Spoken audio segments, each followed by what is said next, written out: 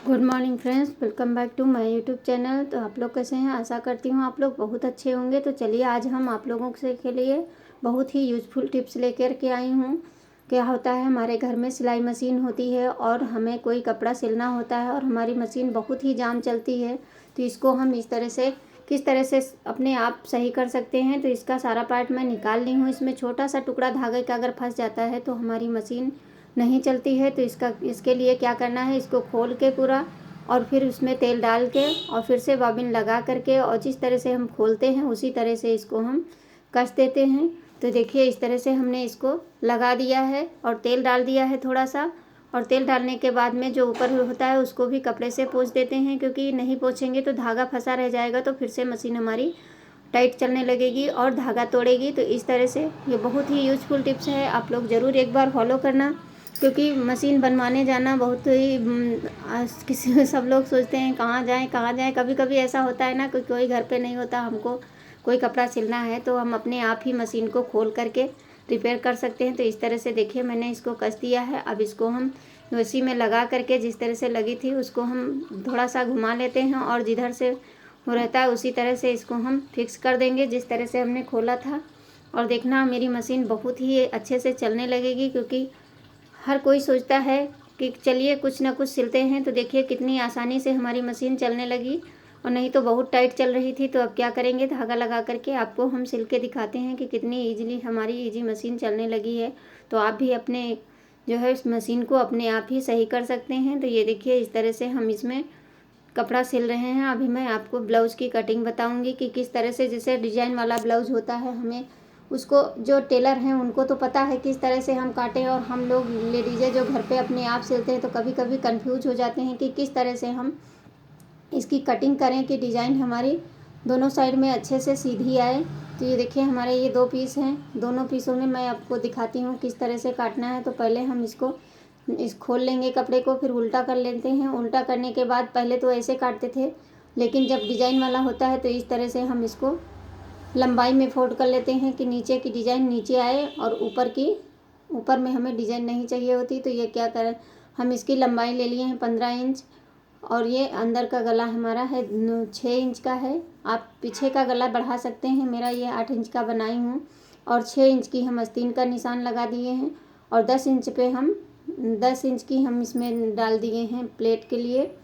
तो 10 इंच पे और 4 इंच की प्लेट अंदर से लेंगे नाप करके, और गले की गहराई थोड़ी सी ले करके इसको हम कट कर देते हैं। तो ये आस्तीन कट कर दिए हैं, और इसकी गहराई आधा इंच होनी चाहिए। तो हमारे मुड्ढे जो कभी कभी होता है ना कि मुड्ढे गिरने लगते हैं, अगर गहराई सही से ले लेंगे तो हमारा मुड्ढा नहीं गिरेगा। तो इसको हम कैंची की सहायता से थोड़ा सा नोक से कर देंगे। अब चलिए हम आगे का फ्रंट बताते हैं। बहुत ही कम कपड़े में हमारा ब्लाउज़ बन के तैयार हो जाएगा। तो ये देखिए जिधर से हमने कट किया था उधर से ही इसको हम नाप लगा ले रहे हैं। तो इसमें आगे का गला कम रहता है तो इसको हम 5.5 का रखेंगे, और पीछे का गला 8 इंच का है। आप जितना ड्रेप पहनते हैं उस हिसाब से बना सकते हैं। तो हम बेल्ट वाला बना रहे हैं। तो यहाँ पे हम 12 इंच पे निशान लगाए हैं आगे की साइड, और बगल की साइड में हम 14 इंच पे निशान लगाए हैं। और इस तरह से हम इसमें प्लेट के निशान डाल लेते हैं 1.5 इंच के और 2 इंच की। अब इसको भी कट कर लेते हैं। बहुत इजी है, आप देख करके अपने आप ही काट सकते हैं, किसी से पूछने की कोई ज़रूरत नहीं। आप फटाक से ब्लाउज़ काटिए और सिल लीजिए, क्योंकि डिज़ाइन वाले में ही दिक्कत आती है। सादे ब्लाउज़ में तो कोई दिक्कत नहीं होती है, वो तो सीधे कट कर दो, किसी भी तरफ से रख के काट दो। तो अब हम ये जो है कैंची की सहायता से फिर से इसको और इस पर हम कुटका लगा लेते हैं, ताकि हमें ये प्लेट डालने में आगे पीछे ना हो, एक साइड में हो। तो इस तरह से कर करके बीच से हम अलग कर देते हैं। चलिए ये देखिए इस तरह से हम आस्तीन पहले निकाल लेंगे, फिर बेल्ट निकालेंगे, क्योंकि आस्तीन में हमें ज़्यादा कपड़ा चाहिए। तो जिधर से हम डिज़ाइन है उसी तरफ से नाप लेते हैं। मैं रखी हूँ 6 इंच पे, आप अगर छोटी पहनते हैं तो 5 इंच की भी रख सकते हैं। इधर हमारा 6 इंच का है, और 5 इंच हमारी जो है आस्तीन का नाप है। तो इसके वजह से हम 6.5 पे लगा लिए हैं निशान, थोड़ा मार्जिन के लिए कपड़ा होना चाहिए। तो ये देखिए मैंने आस्तीन भी कट कर ली है। अब ये जो बचा हुआ बीच का कपड़ा है इसी के ऊपर, क्योंकि बेल्ट एक साथ काटते हैं, लेकिन अब हम अलग कर दिए हैं कपड़ा कम होने की वजह से। तो इस तरह से हम देखिए 6 इंच की बेल्ट काटेंगे, क्योंकि सिलाई और मोड़ में जाएगा। इसलिए उसी कपड़े को रख करके उसी हिसाब उसी नाप से कट कर देंगे ताकि हमारी बेल्ट इधर उधर ना हो। तो ये देखिए जो इधर कपड़ा है इसको भी हम थोड़ा छाँट देते हैं। तो ये देखिए हमारे दोनों पल्ले और आस्तीन निकल गई। अब चलिए इधर साइड का कपड़ा बचा हुआ है, इससे हम गले की पट्टी निकाल लेते हैं। 1.5 इंच की तिरछी पट्टी निकलती है। तो इस तरह से आप घर पे बना सकते हैं। है ना यूज़फुल वीडियो? अगर पसंद आए तो लाइक शेयर सब्सक्राइब ज़रूर करना। तो इस तरह से देखिए मैं सारी पट्टियाँ कट कर ले रही हूँ। अगर बड़ा गला है तो आप ज़्यादा पट्टी निकालें, नहीं तो अब ये जो गले का कपड़ा निकलता है इसको हम फोल्ड कर लेंगे। तो इसमें बड़ी पट्टी और खटी पट्टी दोनों निकाल लेते हैं। तो बड़ी पट्टी थोड़ा चौड़ी होती है और वो थोड़ा सा पतली होती है, तो बाद में हम थोड़ी सी कम कर देंगे। तो ये लीजिए हमारा ब्लाउज कट के रेडी हो गया है। और आप लोग भी इसी तरह अपने घर पे ही ब्लाउज़ की कटिंग करके आप सिलाई कर सकते हैं। अब हम नाप लगा लेते हैं कि कितने हमें रखना है। तो मैं इसको बना रही हूँ 32 इंच का। तो इसके लिए मैं 8 इंच का निशान लगा दे रही हूँ। 8 इंच पे इधर आते हैं और नीचे का हमारा 26 है, तो उस पर 6 इंच पे हमने निशान लगा दिए हैं। तो सारे कपड़े को इधर उधर ना हो। तो ये देखिए इतना कपड़ा बच भी गया है। तो इस तरह से हम फोल्ड करके बांध के रख देंगे ताकि हमारा कपड़ा कोई खोए नहीं। तो चलिए अब इसी तरह दूसरा भी कट कर लेंगे।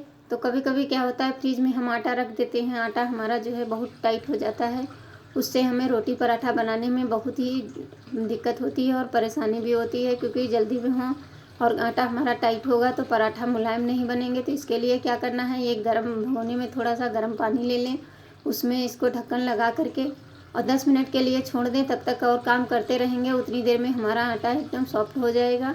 तो ये देखिए अब हमारा 10 मिनट हो गया। अब आटे को निकाल लेते हैं। ये देखिए इस तरह से हम इसको, हर किसी के यहाँ इस तरह की प्रॉब्लम आती है, आटा कभी ना कभी बच ही जाता है थोड़ा बहुत। तो देखिए कितना सॉफ्ट हो गया। अब हम चलिए आपको पराठा बना करके दिखाते हैं, वो भी सत्तू का पराठा, क्योंकि सत्तू का पराठा सभी लोग कहते हैं कि फट जाते हैं। तो ये देखिए इतना ये सॉफ्ट हो गया है आटा। तो आप देखिए ज़रा सा भी हमारा पराठा नहीं फटेगा। तो इस तरह से देखिए मैं गोल शेप बना ले रही हूँ। और बनाने के बाद में इसमें हम क्या करेंगे, 1 चम्मच सत्तू उठा करके इस तरह से भर देंगे और उंगलियों की सहायता से इसको दबाते हुए और इस तरह से रख करके इसको हम बंद कर देंगे इसका मुंह। देखिए आटा अगर सॉफ्ट नहीं होगा तो हमारे सत्तू के पराठे फट जाते हैं, इसलिए ये फ्रीज का रखा हुआ आटा है। फिर भी आप देखना अभी कितना बढ़िया पराठा हमारा बनके रेडी हो जाएगा।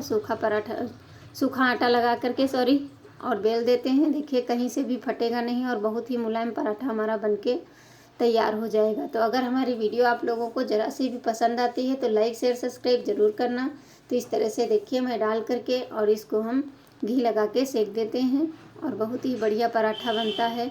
और अगर आपको इसकी रेसिपी चाहिए तो आप कमेंट करके ज़रूर बताना, तो मैं सत्तू का पराठा आप लोगों के साथ शेयर करूँगी। और फिर आप लोग इसी तरह अपना प्यार दुलार देते रहना। तो मैं इसी तरह न्यू वीडियो आप लोगों के साथ शेयर करती रहूँगी। Thanks for watching. ये देखिए कहीं से भी फटते नहीं हैं, कितना मुलायम पराठा हमारा बनके तैयार हुआ।